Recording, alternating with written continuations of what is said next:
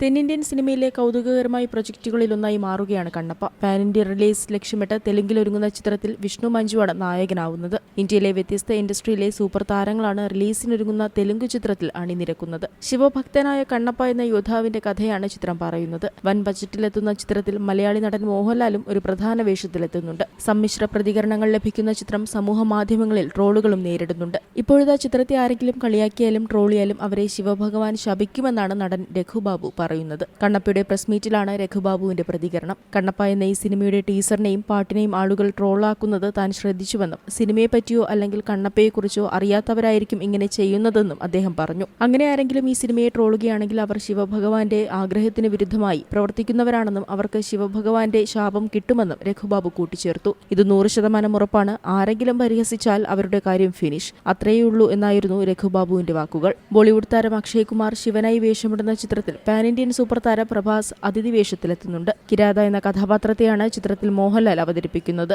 ചിത്രത്തിൽ മോഹൻലാലിന്റെ ഗെറ്റപ്പ് വലിയ രീതിയിൽ ചർച്ചയായിരുന്നു. ഹിസ്റ്റോറിക്കൽ ഡ്രാമ വിഭാഗത്തിൽപ്പെടുന്ന ചിത്രം ഏപ്രിൽ 25-ന് റിലീസ് ചെയ്യുമെന്നാണ് വിവരം. മോഹൻ ബാബു, ആർ ശരത് കുമാർ, മധു, മുകേഷ് ഋഷി, ബ്രഹ്മാജി, രഘുബാബു, ഐശ്വര്യ ഭാസ്കരൻ, പ്രീതി മുകുന്ദൻ തുടങ്ങി വലിയ താരനിരയാണ് ചിത്രത്തിൽ അണിനിരക്കുന്നത്. Entertainment desk, Zee Malayalam news. ഏറ്റവും പുതിയ വാർത്തകളും വിശേഷങ്ങളും വിരൽ തുമ്പിലറിയാൻ സീ മലയാളം ന്യൂസ് എല്ലാ ഡിജിറ്റൽ പ്ലാറ്റ്ഫോമുകളിലും ലഭ്യം.